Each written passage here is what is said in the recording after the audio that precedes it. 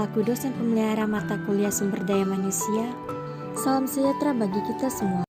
Perkenalkan kami dari kelompok 4. Anggota kami yang pertama yaitu Angela Novianti, yang kedua Nia Octavia Putri, yang ketiga Veronica Mary Apriani, yang keempat Natalia Denanda. Kami akan mempresentasikan hasil kerja kami mengenai bab 8 yaitu Training and Development Employee. Tujuan pembelajaran: 1. Merangkum tujuan dan proses orientasi karyawan. 2. Menyebutkan dan menjelaskan secara singkat setiap langkah dalam proses pelatihan. 3. Menjelaskan cara menggunakan 5 teknik pelatihan. 4. Menyebutkan dan membahas secara singkat pentingnya langkah-langkah dalam memimpin perubahan organisasi. 5. Menjelaskan mengapa studi terkendali dapat menjadi cara yang unggul untuk mengevaluasi pengaruh program pelatihan. Selanjutnya, orientasi karyawan. 1. Membuat karyawan baru tersebut merasa diterima dan merasa seperti di rumah sendiri dan sebagai bagian dari tim. 2. Memastikan bahwa karyawan baru tersebut mendapatkan informasi dasar yang berfungsi secara efektif, seperti aksesurel, kebijakan dan tunjangan personel, dan ekspektasi dalam hal perilaku kerja. 3. Membantu karyawan baru memahami organisasi tersebut dalam pengertian luas, masa lalu, masa kini, kultur, serta strategi dan visinya mengenai masa depan. 4. Mulai mensosialisasikan orang tersebut ke dalam kultur perusahaan dan cara kerja mereka.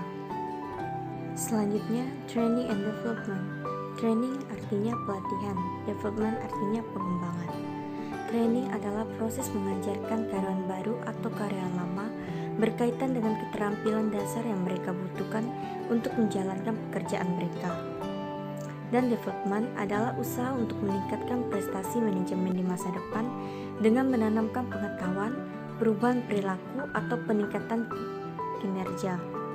Tujuan training and development untuk meningkatkan prestasi manajemen pada saat sekarang atau di masa yang akan datang, untuk memberikan pengetahuan, untuk mengubah sikap, untuk meningkatkan keterampilan, serta untuk meningkatkan kualitas sumber daya manusia. Proses training and development yaitu terdapat analisis, desain, implementasi, pengembangan, dan evaluasi. Selanjutnya, analisis kebutuhan pelatihan.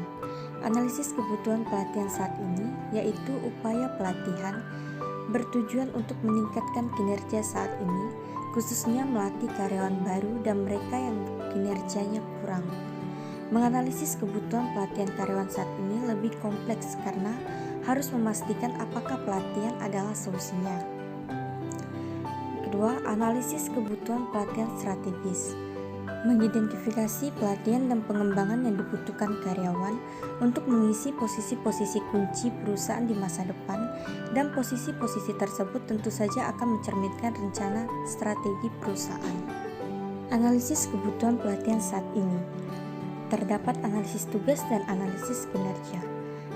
Analisis tugas adalah suatu prosedur untuk menentukan tanggung jawab dan persyaratan keterampilan yang dibutuhkan dan pekerjaan dan jenis orang yang dipekerjakan. Sedangkan analisis kinerja adalah suatu proses untuk memverifikasi jika terdapat defisiensi kinerja dan menentukan apakah pemberi kerja harus mengoreksi defisiensi tersebut. Dalam mendesain program pelatihan terdapat 2 poin. Yang pertama, menetapkan tujuan pembelajaran. Yang kedua, menciptakan lingkungan pembelajaran yang motivasional. Dalam menciptakan lingkungan pembelajaran yang motivasional, terdapat 3 poin yang harus dilakukan. Yang pertama, membuat pelajaran yang berarti. Yang kedua, membuat transfer keterampilan jelas dan mudah. Yang ketiga, menguatkan pelatihan. Mengembangkan program. Dalam mengembangkan sebuah program, berarti benar-benar merakit isi dan materi pelatihan dari program tersebut. Dalam merakit isi ini artinya memilih isi aktual yang akan diberikan oleh program tersebut, serta mendesain atau memilih metode instruksional spesifik yang akan digunakan. Perlengkapan dan materi pelatihan meliputi buku kerja, kuliah, PowerPoint, dan kreativitas berbasis situs dan komputer, aktivitas mata pelajaran, sumber daya pelatih, dan materi pendukung lainnya. Mengimplementasikan program pelatihan. Terdapat 6 pelatihan. Yang pertama, pelatihan on the job. Pelatihan on the job merupakan pelatihan yang dilakukan dengan cara melatih seseorang untuk mempelajari suatu pekerjaan dengan benar-benar melakukannya. Contohnya seperti coaching atau metode pemain pengganti. Yang kedua, pelatihan magang. Pelatihan magang merupakan proses orang yang menjadi pekerja terampil yang biasanya melalui kombinasi pembelajaran formal dan pelatihan on the job jangka panjang, biasanya di bawah pengawasan seorang pekerja ahli. Yang ketiga, pelatihan instruksi pekerjaan. Pelatihan instruksi pekerjaan merupakan pelatihan yang pekerjaannya terdiri atas urutan-urutan langkah yang paling baik yang dapat dipelajari langkah demi langkah. Yang keempat, pelatihan berbasis audiovisual. Pelatihan yang berbasis audiovisual merupakan pelatihan yang dilakukan dengan cara DVD, film, PowerPoint, dan audio tape. Yang kelima, pelatihan ruang depan. Pelatihan ruang depan adalah pelatihan yang dilakukan oleh peserta pelatihan dengan cara belajar melalui perlengkapan aktual atau simulasi, tetapi dilatih off the job, atau biasanya dilakukan di ruangan terpisah atau ruang depan. Yang keenam, pelatihan berbasis komputer. Pelatihan berbasis komputer merupakan pelatihan yang merujuk pada metode pelatihan yang menggunakan sistem interaktif yang berbasis komputer untuk meningkatkan pengetahuan atau keterampilan. Teknik pelatihan seumur hidup dan literasi.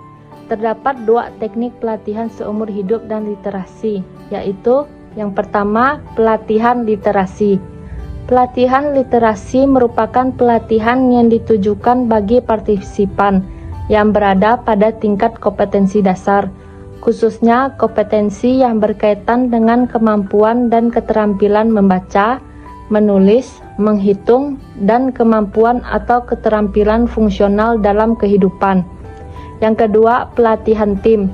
Pelatihan tim merupakan pelatihan yang berfokus pada masalah-masalah teknis, interpersonal, dan manajemen tim. Meningkatkan kinerja melalui SISDM. Terdapat 6 poin dalam meningkatkan kinerja melalui SISDM. Yang pertama, pelatihan berbasis internet. Yang kedua, portal pembelajaran. Yang ketiga, sistem manajemen pembelajaran. Yang keempat, ruang kelas maya. Yang kelima, pembelajaran bergerak.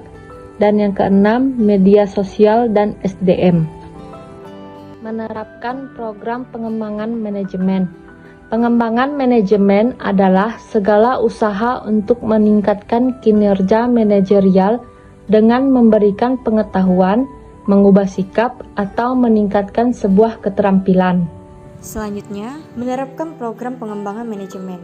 Terdapat 3 metode pengembangan manajemen sebagai berikut. Yang pertama, strategi dan pengembangan.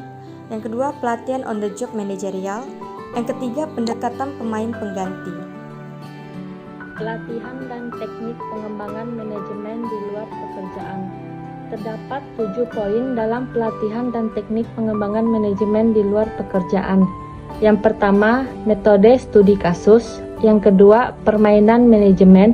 Yang ketiga, seminar di luar. Yang keempat, program terkait universitas. Yang kelima, permainan peran. Yang keenam, pusat pengembangan dalam perusahaan. Yang ketujuh, executive coach. Pengembangan kepemimpinan GE. GE yang biasa disebut dengan General Electric. GE atau General Electric dikenal karena keberhasilannya dalam mengembangkan bakat eksekutifnya. Terdapat 6 penawaran dalam program pengembangan kepemimpinan GE. Yang pertama, program kepemimpinan. Yang kedua, sesi C. Yang ketiga, Crotonville. Yang keempat, Boca Raton. Yang kelima, hal besar berikutnya. Dan yang keenam, makan malam bulanan. Selanjutnya, mengelola program perubahan organisasi. Perubahan pada dasarnya adalah menjadikan sesuatu yang ada saat ini menjadi sesuatu yang baru yang diinginkan. Perubahan dapat disebabkan oleh faktor internal dan faktor eksternal. Faktor internal berupa sumber daya manusia, perilaku, dan keputusan manajemen. Sedangkan faktor eksternal berupa perkembangan teknologi dan lain-lain. Contohnya adalah, dulu Nokia adalah pemimpin dalam telepon genggam yang memiliki pangsa pasar yang tinggi. Tapi ketika Apple memperkenalkan iPhone mereka yang pertama, pasar telepon Nokia menurun karena Nokia terlalu lambat dalam melakukan perubahan atau ketinggalan zaman, di mana iPhone memberikan fitur-fitur yang lebih canggih dibandingkan HP Nokia. Proses perubahan Lewin. Menurut Lewin, perubahan terjadi karena munculnya tekanan-tekanan terhadap organisasi, individu, atau kelompok. Teori ini memfokuskan pada pertanyaan mengapa, yaitu mengapa individu, kelompok, atau organisasi berubah. Dari situ Lewin mencari tahu bagaimana perubahan dapat dikelola dan menghasilkan sesuatu. Dalam teori Lewin terdapat 3 langkah, yaitu pencairan, pergerakan, dan pembekuan. Pencairan adalah suatu proses penyadaran tentang perlunya atau adanya kebutuhan untuk berubah. Yang kedua, pergerakan, berarti mengembangkan perilaku, nilai-nilai, dan sikap yang baru. Yang terakhir, pembekuan. Pembekuan adalah upaya membawa kembali organisasi yang baru. Contoh teori Lewin. Kasus pandemi COVID-19 yang mulai muncul pada akhir tahun 2019 dan masih terjadi hingga saat ini telah mempersulit semua orang tanpa terkecuali. Hal inilah yang mendasari diberlakukannya new normal dengan melakukan perubahan pada pola hidup masyarakat agar tetap dapat beraktivitas di tengah pandemi COVID-19. Hal ini juga menjawab pertanyaan dari teori Lewin mengapa perubahan tersebut dilakukan. Pertama, pencairan dapat dilihat dari pergerakan manusia yang mulai sadar bahwa harus beradaptasi dan membuat perubahan yang efektif untuk memperbaiki keadaan di tengah pandemi COVID-19. Yang kedua, pergerakan. Ini terlihat dari aturan-aturan dan protokol penanggulangan COVID-19 yang diberlakukan untuk melawan virus tersebut. Dan yang terakhir yaitu pembekuan. Ini terlihat dengan diberlakukannya konsep new normal sebagai upaya dalam membawa kembali manusia pada kehidupan yang baru. Selanjutnya, pengembangan organisatoris. Berfokus membantu perusahaan dalam mencapai peningkatan kinerja yang berkelanjutan melalui sumber daya manusia. Secara umum, tujuan dari pengembangan organisasi adalah memampukan perusahaan dalam melakukan pemecahan masalah, memberikan respon yang lebih baik, dan mampu beradaptasi terhadap perubahan industri dan pasar serta perubahan teknologi.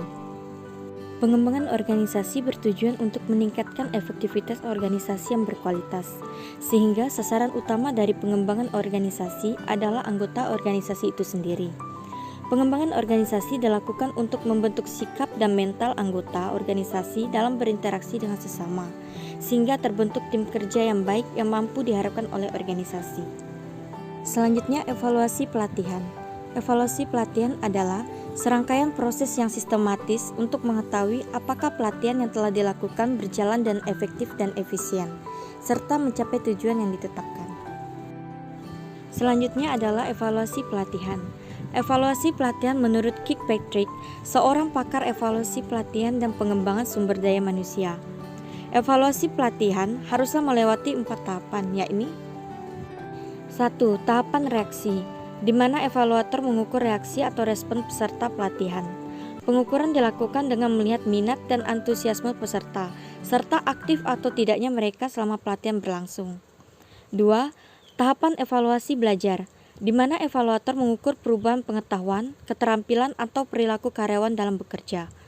3. Tahapan perilaku. Pada tahapan ini, perilaku yang diukur adalah perilaku karyawan dalam bekerja yang berdampak pada kinerjanya. Contohnya, karyawan mendapat kritikan dari pelanggan yang tidak puas tetapi ia menanggapi pelanggan tersebut dengan sopan tanpa ada emosi. Yang keempat, tahapan hasil. Hasil yang dimaksud bisa berbeda-beda, tergantung sasaran yang ingin dicapai melalui pelatihan. Misalnya meningkatnya produktivitas dan membaiknya komunikasi antar karyawan. Sekian presentasi dari kelompok kami.